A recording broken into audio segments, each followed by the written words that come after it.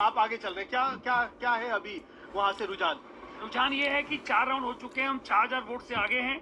मैं आरके पुरम की जनता का धन्यवाद करता हूं और खासकर देश के प्रधानमंत्री माननीय नरेंद्र मोदी का धन्यवाद करना चाहता हूं, जो उनकी पॉलिसीज, जो उन्होंने दिल्ली को देश के साथ चलने का जो वादा किया और उनकी आरके पुरम के अंदर जो सभा हुई उसका एक इतना इम्पैक्ट पड़ रहा है कि मेरी सीट जो हम लोकसभा में लूज कर गए थे वो आज हम 4 राउंड में 4000 से आगे। ये बताइए कि जो इनकम टैक्स की छूट मिली वो सबसे ज्यादा सरकारी कर्मचारियों को इफेक्ट करती है। आपका इलाका जो आरके पुरम है वहाँ सरकारी कर्मचारी सबसे ज्यादा है, क्या उसका बेनिफिट होता हुआ दिखाई पड़ रहा है? 2% उसका बेनिफिट मिल रहा है, चाहे वो पे कमीशन हो, चाहे इनकम टैक्स में 12 लाख हो, बीजेपी आम आदमी पार्टी बढ़ रहा है। एक बार फिर भारतीय जनता पार्टी का और बीजेपी शुरू में यही था कि जो स्टेबलाइज कर रहे थे 40s में बीजेपी थी और 27 ये 20s में आम आदमी पार्टी वहीं वापस हो गया है।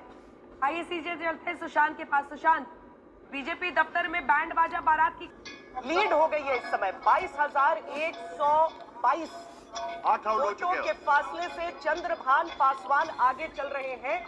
इसके बाद मुश्किल है कि कोई भी किसी भी तरीके से पलट सकती है वहां पर बाजी, लेकिन फिर भी अंतिम नतीजे का इंतजार रहेगा। 8 राउंड की काउंटिंग हो चुकी है अभी। लेकिन इसी के साथ देखिए वहां पर जाति का जो समीकरण है, पासी समाज से ही उम्मीदवारों को उतारना जो कोशिश थी, अवधेश प्रसाद को ट्रॉफी की तरह, चाहे राहुल गांधी हो, अखिलेश यादव हो, ट्रॉफी की तरह हर बार संसद में जैसे ही जीत हुई उसके बाद से सरकार बनी बीजेपी की, लेकिन उन्होंने कहा कि हमने आपको अयोध्या में हराया, फैजाबाद की सीट पर वो बोल रहे थे।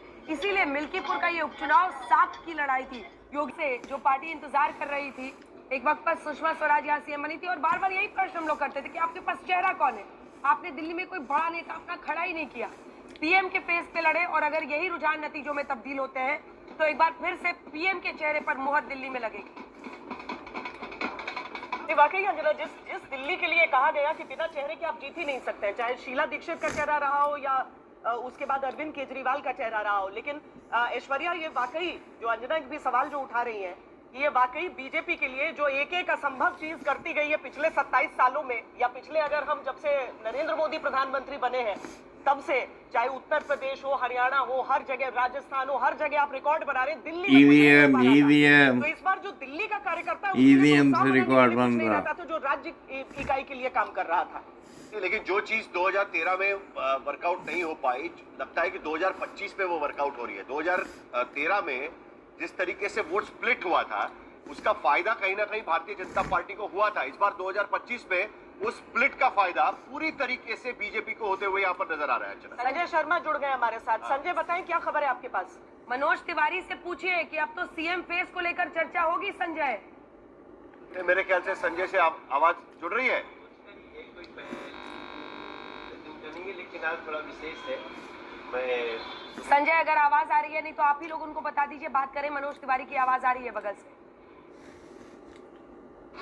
ऐश्वर्या से रिएक्शन ले लेते हैं। ऐश्वर्या, आप जश्न दिखा ही रही हैं, लेकिन पीएम के फेस पर एक बार, क्योंकि देखिए लोकसभा के नतीजों के बाद 240 सीटों पर बीजेपी के अटकने के बाद हरियाणा को लिटमस टेस्ट बताया गया, महाराष्ट्र को बताया गया, ये 2 पास हुए, झारखंड फेल हुए, जम्मू कश्मीर फेल हुए, लेकिन जो बड़े राज्य पास हुआ, ये दोनों राज्य, उनका मतलब महाराष्ट्र उनकी झोली में आया सबसे बड़ा राज्य, हरियाणा जीते और अब दिल्ली, ये दोनों छोटे राज्य, लेकिन बिकॉज कैपिटल है तो बहुत ज्यादा यहाँ का सेंटिमेंट। और आम आदमी पार्टी एक पॉसिबल थ्रेट बीजेपी मानती है कांग्रेस से भी बड़ी आने वाले वक्त के लिए, ऐसे में उनको दिल्ली में कंटेन करना बड़ी बात होगी।